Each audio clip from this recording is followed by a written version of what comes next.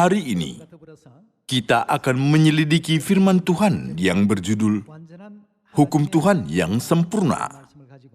Mari kita mempelajari firman dari Tuhan bersama. Beberapa hari yang lalu, saya menonton berita televisi yang memberitakan tentang penelitian kecelakaan lalu lintas yang sudah terjadi di Korea. Sudah sering kali terjadi kecelakaan lalu lintas yang disebabkan oleh kecerobohan. Selama saya menonton berita televisi itu, saya berpikir, bagaimana kecelakaan itu bisa terjadi?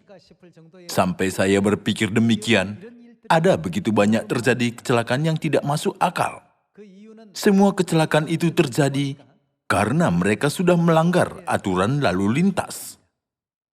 Walaupun lampu merah, pengemudi tidak berhenti, tetapi terus mengemudikan mobilnya di persimpangan.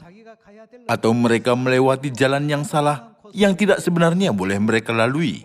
Dan itu menyebabkan tabrakan yang amat besar. Berita itu menunjukkan betapa banyak tabrakan dan kecelakaan yang sudah terjadi sampai sekarang. Selama saya menonton itu, saya mulai berpikir, kenapa Tuhan sudah mendirikan hukum kehidupan bagi kita?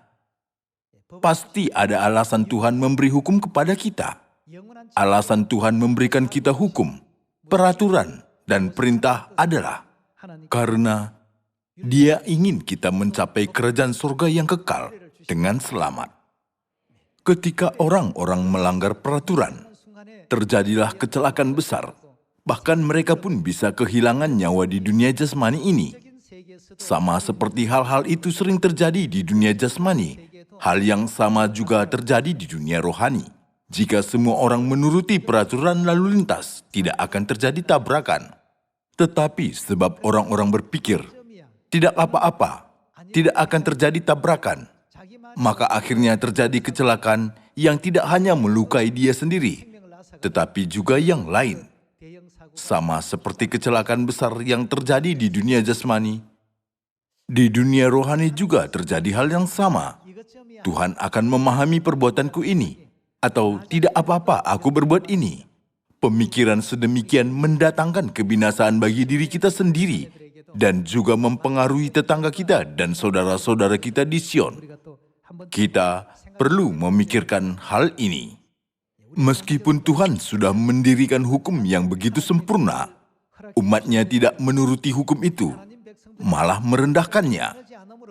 Lalu Tuhan sangat bersedih karena mereka. Perkara itu banyak sekali tertulis di dalam kitab Perjanjian Lama dan kitab Perjanjian Baru. Saudara-saudari, kita adalah anak-anak Tuhan. Di dalam Wahyu pasal 14 ayat 12, sudah tertulis bahwa anak-anak Tuhan tetap menuruti perintah Tuhan. Dan mereka memiliki kesaksian Yesus, bukan? Di dalam Wahyu pasal 12 juga tertulis demikian. Ketika kita melihat kecelakaan jasmani, kita harus mengingatkan diri kita sendiri bahwa hal yang sama itu bisa terjadi di dunia rohani juga. Ketika kita melalaikan hukum Tuhan dan apa yang diperintahkannya, kita bisa menyebabkan bukan hanya kematian jiwa kita, melainkan kematian jiwa yang lain juga. Jadi sebagai orang-orang Sion, kita harus menuruti hukum, perintah dan peraturan Tuhan itu dengan tepat. Mari kita buka Mazmur pasal 19.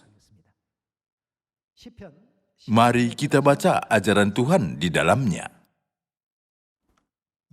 Taurat Tuhan itu bagaimana? Sempurna. Artinya tidak ada cacat, bukan? Taurat Tuhan itu sempurna. Dan melakukan apa? Menyegarkan jiwa. Peraturan Tuhan itu teguh, memberikan hikmat kepada orang yang tak berpengalaman. Titah Tuhan itu tepat, menyukakan hati. Perintah Tuhan itu murni, membuat mata bercahaya. Hukum Tuhan itu sempurna. Itu berkuasa untuk menyegarkan jiwa kita. Tuhan memberikan kita hukum-Nya bukan untuk membebani kita, tetapi karena Dia ingin menuntun kita ke jalan yang benar.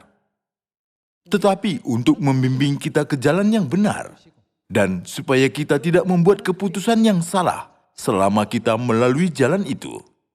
Tuhan memberikan kita hukum sebagai suatu patokan. Tetapi orang-orang jatuh ke dalam kebiasaan sehari-hari, karena hukum itu sudah lama diberikan kepada kita. Ketika mereka jatuh ke dalam kebiasaan sehari-hari, mereka menyepelekan hukum itu. Dan karena mereka menyepelekan hukum itu, mereka menyebabkan kecelakaan berat. Kita bisa menemukan sejarah ini di dalam kitab Perjanjian Lama. Tuhan kita sudah menekankan kepentingan hukum. Jangan tinggalkan hukum Tuhan. Jika kamu melakukan hukum Tuhan, Aku akan memberkati ketika kamu di dalam dan keluar. Dengan begitu, Tuhan mementingkan hukum. Daud juga sama. Waktu sudah dekat hari kematiannya, dia mempercayakan tahtanya kepada Salomo, anaknya, dan meminta kepada anaknya, tetaplah berpegang pada peraturan, hukum, dan perintah Tuhan. Jika demikian, kamu akan diberkati Tuhan pada saat kamu melakukan apa saja. Bagaimana dengan zaman ini? Kenapa Tuhan mengatakan kepada kita bahwa kita harus menuruti hukum Tuhan dan harus menghargai peraturan dan perintahnya? Melalui Yeremia pasal 11, mari kita pahatkan ajaran ini sekali lagi di dalam hati kita. Mari kita baca Yeremia pasal 11 ayat 1.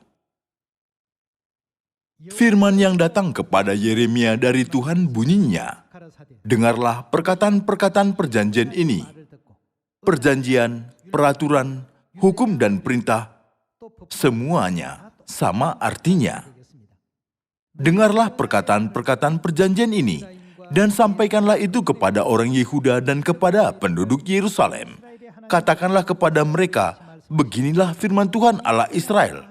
Apa yang akan terjadi kepada orang yang tidak menuruti perkataan Tuhan?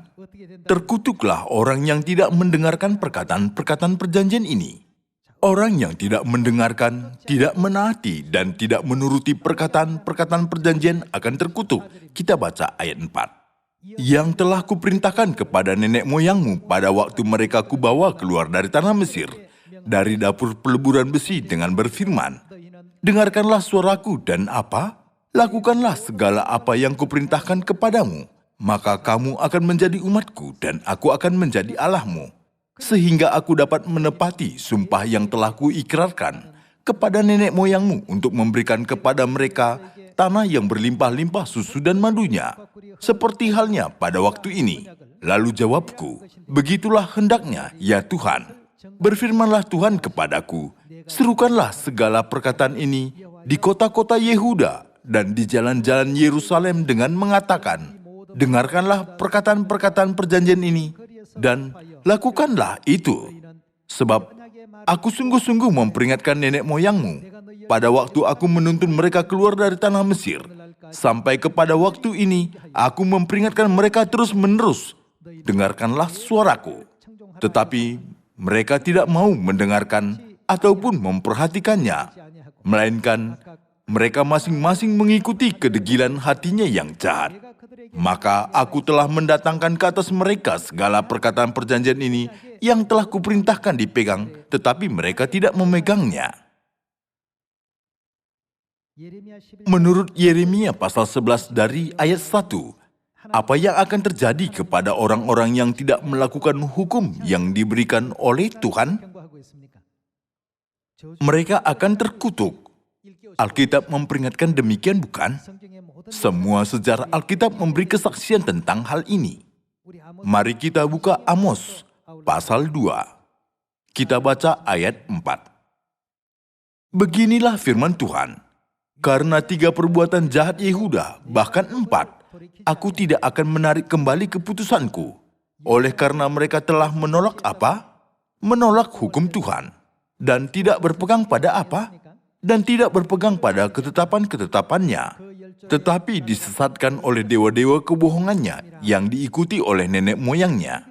Di sini juga, Tuhan menurunkan hukuman kepada mereka karena mereka sudah menolak hukum Tuhan dan tidak menuruti ketetapannya, malah disesatkan oleh dewa-dewa kebohongan yang diikuti oleh nenek moyangnya.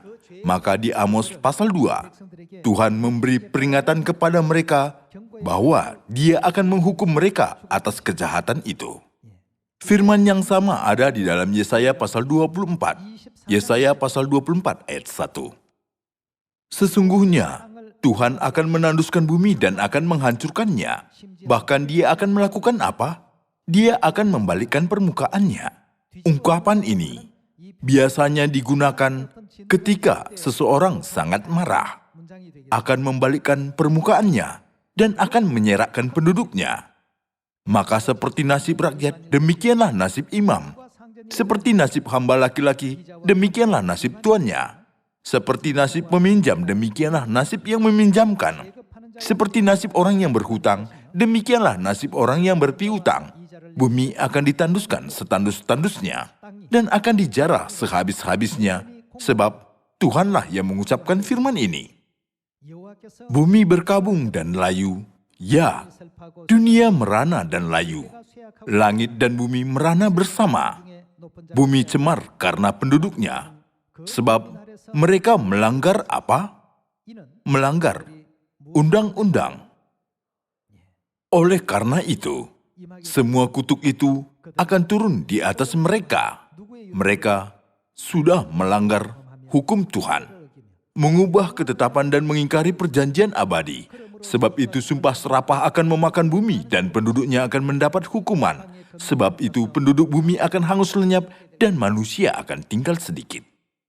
Bahkan jika kita tidak menuruti hukum di dunia ini, kita pasti akan mendapat upah menurut perbuatan kita itu. Hukum dari Tuhan adalah hukum kehidupan bagi jiwa kita. Melalui hukum itu, nasib kita diputuskan. Apakah kita masuk ke neraka atau kerajaan surga? Hukum dunia sangat ketat, tetapi hukum Tuhan lebih ketat daripada itu. Kita harus mengerti fakta ini. Mari kita turuti hukum-hukum kehidupan yang sempurna itu dan maju ke kerajaan surga. Tuhan telah berfirman bahwa Dia telah menanamkan hukum perjanjian baru di dalam hati kita dari mulanya, sehingga kita dapat menyadari dan menaati hukum Tuhan dengan baik tanpa melupakannya. Mari kita baca Yehezkiel pasal 11 ayat 17. Oleh sebab itu katakanlah, beginilah firman Tuhan Allah, Aku akan menghimpunkan kamu dari bangsa-bangsa. Maka sesudah mereka datang di sana, mereka akan menjauhkan segala dewa-dewanya yang menjijikkan dan segala perbuatan-perbuatan yang keji dari tanah itu. Aku akan memberikan mereka hati yang lain dan roh yang baru di dalam batin mereka. Juga aku akan menjauhkan dari tubuh mereka hati yang keras dan memberikan mereka hati yang taat, supaya mereka hidup menurut apa? Supaya mereka hidup menurut segala ketetapanku dan peraturan-peraturanku dengan setia. Maka mereka akan menjadi umatku dan aku akan menjadi Allah mereka. Mengenai mereka yang hatinya berpaut pada dewa-dewanya yang menjijikkan, aku akan menimpakan kelakuan mereka atas kepalanya sendiri. Demikianlah firman Tuhan Allah. Ketika Tuhan memberi roh yang baru dan hati yang taat kepada mereka, mereka hidup menurut segala ketetapan Tuhan dan peraturan Tuhan dengan setia, dan mereka akan menjadi umat Tuhan dan Tuhan akan menjadi Tuhan mereka. Saudara-saudari, di dunia ini kita memanggil orang-orang yang tidak menuruti hukum dengan sebutan apa? Kita memanggil mereka dengan sebutan penjahat, bukan? Hal itu juga sama di dunia rohani. Di dalam Alkitab juga dipanggil mereka yang tidak menuruti peraturan, ketetapan dan hukum Tuhan dengan sebutan penjahat. Mari kita baca Matius pasal 7. Kita baca Matius pasal 7 ayat 21. Bukan setiap orang yang berseru kepadaku, Tuhan, Tuhan, akan masuk ke dalam kerajaan surga, melainkan dia yang melakukan kehendak Bapa-Ku yang di surga. Pada hari terakhir, banyak orang akan berseru kepadaku, Tuhan, Tuhan, Bukankah kami bernubuat demi namamu dan mengusir setan demi namamu dan mengadakan banyak mujizat demi namamu juga? Pada waktu itulah aku akan berterus terang kepada mereka dan berkata, aku tidak pernah mengenal kamu. Enyahlah daripadaku kamu sekalian pembuat apa? Pembuat kejahatan. Apa maksudnya pembuat kejahatan? Itu maksudnya mereka yang melanggar hukum Tuhan. Kata Yesus, enyahlah daripadaku kamu sekalian yang melanggar hukum Tuhan. Di dalam Alkitab versi bahasa Inggris, pembuat kejahatan itu diterjemahkan sebagai orang yang tidak mengikuti hukum Tuhan. Kedua kata itu sama artinya. Di dunia ini juga banyak orang melanggar hukum, lalu membuat banyak kejahatan. Demikian juga di dalam dunia rohani. Tuhan sudah memberikan kita banyak hukum kebenaran untuk menyelamatkan kita dan membawa kita ke kerajaan surga. Hari Sabat yang kita pelihara pada hari ini juga salah satu hukum Tuhan. Ada hukum hari Sabat, peraturan tudung, peraturan baptisan, dan lain-lain. Tuhan sudah mendirikan banyak hukum, tetapi para pembuat kejahatan rohani tidak menurutinya. Kita harus rajin memberitakan Injil dan bersiap untuk masuk ke surga. Di atas semua hal itu, kita harus menuruti hukum-hukum yang sempurna yang sudah didirikan Tuhan demi kita, sehingga kita bisa mencapai kerajaan surga. Ada orang yang berkata, bukankah hukum Tuhan itu sudah dihapuskan? Tidak jarang perkataan ini kita dengar. Orang-orang berkata demikian karena mereka tidak mengetahui keberadaan hukum perjanjian lama dan hukum perjanjian baru. Hukum perjanjian baru berlaku pada zaman Anak dan Roh Kudus, tetapi mereka tidak mengerti itu, maka hanya mereka memfokuskan kata hukum dan berkata, hari Sabat itu salah satu hukum bukan? Jika begitu, bagaimana hukum persepuluhan? Persepuluhan termasuk hukum perjanjian lama. Tetapi mereka bilang persepuluhan bukan salah satu hukum. Betapa liciknya mereka. Seseorang mungkin berpikir, apa orang yang tidak ikuti hari Sabat sungguh-sungguh orang yang jahat? Tuhan sudah mengetahui keadaan rohani mereka. Mari kita cari tahu apa yang dikatakan Tuhan tentang mereka melalui Matius pasal 7 ayat 15. Waspadalah terhadap nabi-nabi palsu yang datang kepadamu dengan menyamar seperti domba, tetapi sesungguhnya mereka adalah apa? Adalah serigala yang buas. Kenapa mereka merupakan serigala yang buas? Karena mereka memburu jiwa kita dan mengancam jiwa kita. Dari bentuk luarnya, mereka tetap sama seperti manusia biasa. Ternyata mereka mendatangi orang-orang untuk membunuh jiwa mereka dengan menyamar seperti itu. Mari kita baca ayat 16. Dari buahnya lah kamu akan mengenal mereka. Dapatkah orang memetik buah anggur dari semak duri atau buah ara dari rumput duri? Demikianlah setiap pohon yang baik menghasilkan buah yang baik, sedang pohon yang tidak baik menghasilkan buah yang tidak baik. Tidak mungkin pohon yang baik itu menghasilkan buah yang tidak baik, ataupun pohon yang tidak baik itu menghasilkan buah yang baik.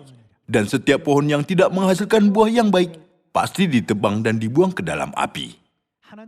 Tuhan sudah menanam hukum perjanjian baru pada batin umat-Nya. Tuhan sudah memberikan mereka hati yang baik untuk melakukan peraturan, hukum, dan ketetapan-ketetapannya. Tetapi, dewasa ini, para nabi palsu menyesatkan orang-orang supaya berpaling dari hukum Tuhan. Kita perlu mengetahui alasan perbuatan mereka itu. Ada orang yang berkata, apa masalahnya aku beribadah pada hari Sabtu atau pada hari Minggu? Dua-duanya beribadah kepada Tuhan, bukan?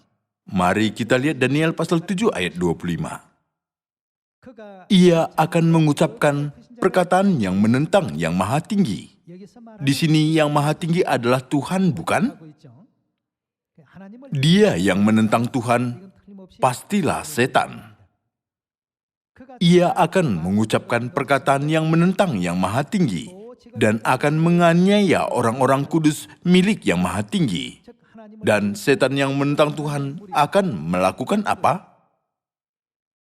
Dia akan berusaha untuk mengubah waktu dan hukum.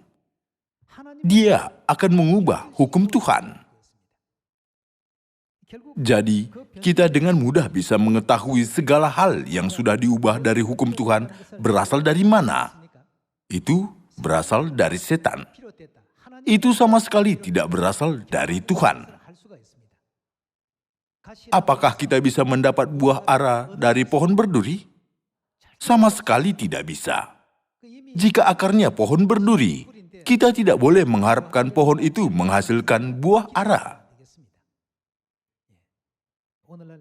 Ketika Anda memperhatikan sekitar Anda, ada sejumlah organisasi agama yang sudah berpaling dari hukum, peraturan, dan ketetapan yang telah diberikan oleh Tuhan. Seperti hari Sabat yang adalah hukum Tuhan. Kita menuruti hari Sabat itu, dan itu sudah ditunjukkan Tuhan di Keluaran pasal 20, Injil Lukas pasal 4, Kisah Para Rasul pasal 17 dan 18, dan Matius pasal 24. Tetapi mereka sudah berpaling dari hukum ini. Peraturan tentang hari Minggu yang ditetapkan pada tahun 321 sesudah Masehi sudah dimasukkan ke dalam gereja. Dan sekarang banyak orang menerimanya sebagai hari ibadah terhadap Tuhan dan menurutinya, walaupun itu salah satu hukum yang sudah dibuat oleh manusia. Namun, apa yang akan terjadi kepada mereka pada akhirnya? Seperti firman Yesaya pasal 24, Tuhan akan melakukan apa? Tuhan akan menghukum mereka semua. Dengan murka yang dahsyat dan kutuk, Tuhan akan menghukum mereka. Tuhan sudah mendirikan hukum untuk hidup yang sangat berharga untuk menyelamatkan anak-anaknya. Tetapi apa yang sudah terjadi oleh Dia yang menentang yang maha tinggi? Dia sudah berusaha untuk mengubah waktu dan hukum. Sesuai dengan nubuat itu, segala hukum Tuhan sudah diputarbalikkan, sudah diubah. Semua hukum kebenaran yang sudah diadakan Yesus sudah dibalikkan dan diubah. Meskipun begitu, banyak orang mengikuti jalan yang salah itu sekarang. Melalui apakah kita bisa mengetahui itu? Melalui buahnya lah kita bisa mengetahui pohonnya apa. Sekarang kita memelihara hari Sabat. Apakah kita sedang menuruti hukum Tuhan atau menuruti jalan yang sudah diubah oleh setan? Ketika kita memahami hal ini dengan sepenuhnya, kita bisa memanjatkan ucapan syukur, kemuliaan dan pujian dengan segenap hati kita kehadirat Bapa dan Ibu yang sudah mencari kembali hukum kebenaran perjanjian baru, yang sudah membuat situasi kita untuk menuruti hukum perjanjian baru itu.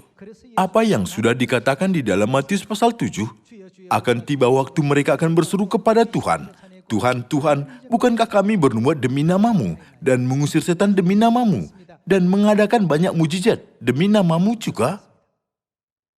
Tetapi, apa firman Yesus kepada mereka?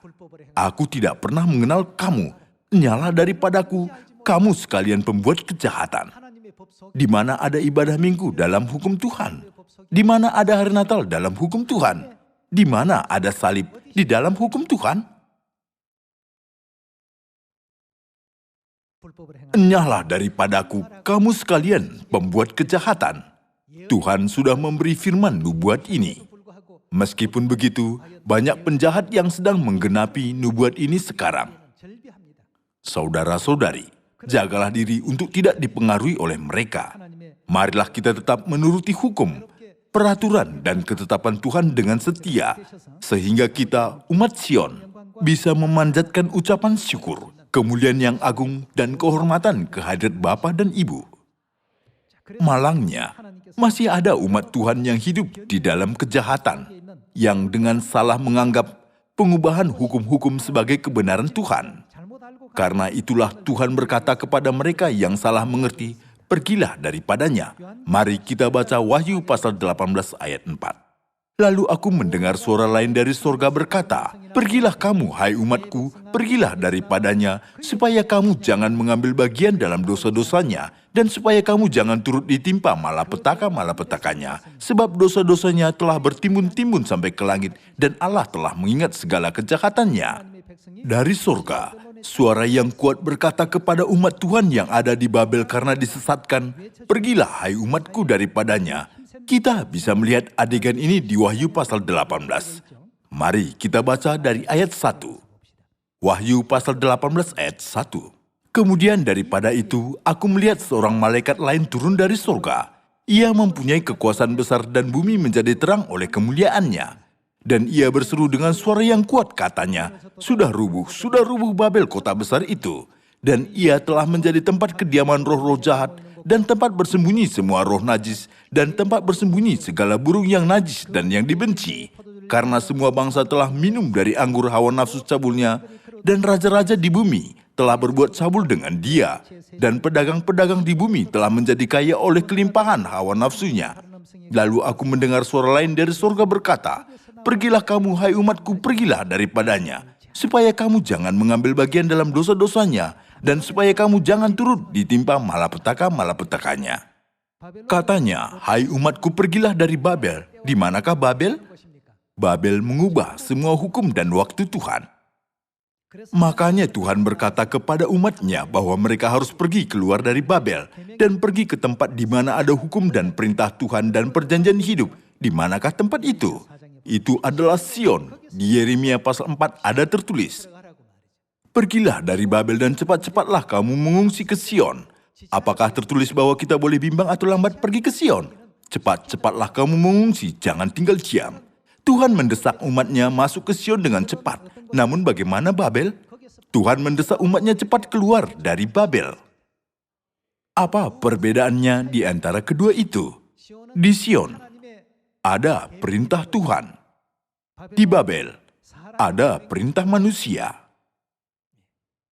Kita harus membedakannya secara benar, maka harus menuruti hukum dan perintah Tuhan dengan setia, sehingga dengan pasti kita dapat mencapai kerajaan surga yang kekal.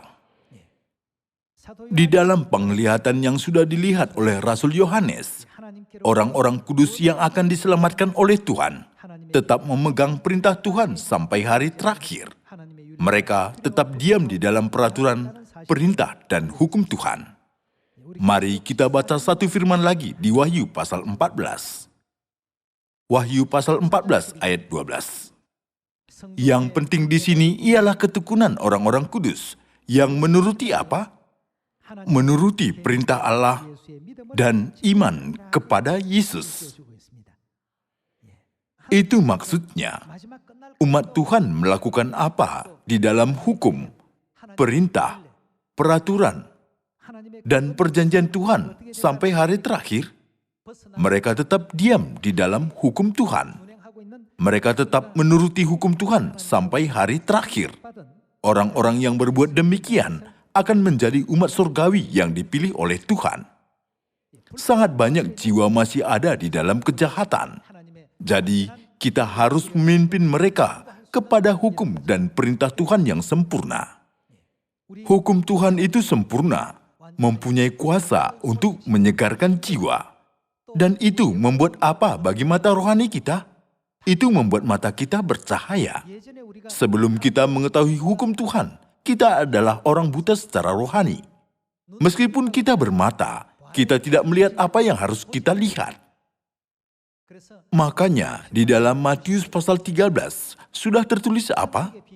Tertulis, "Kepadamu diberi karunia untuk mengetahui rahasia kerajaan sorga, tetapi kepada mereka tidak." Orang-orang yang melakukan kejahatan sama sekali tidak bisa melihat kerajaan surga. Tetapi Tuhan sudah mengizinkan kita bisa melihatnya. Di dalam Galatia pasal 1, Tuhan sudah mengajari kita bahwa orang yang menerima hukum yang sudah diubah oleh manusia akan terkutuk. Jadi saya mohon, saudara-saudari tetap melalui jalan yang benar senantiasa. Bapa dan Ibu Surgawi sudah memimpin kita ke dalam hukum kehidupan yaitu perjanjian baru dan sedang membawa kita ke kerajaan surga. Jadi mari kita mengucap syukur dan memanjatkan kemuliaan kepada Bapa dan Ibu untuk selamanya. Pada tahun ini, mari kita lebih menghargai hukum Tuhan daripada tahun yang lalu, supaya kita mendapat banyak kasih dan berkat dari Bapa dan Ibu. Dengan ini, saya menutup khotbah. Terima kasih.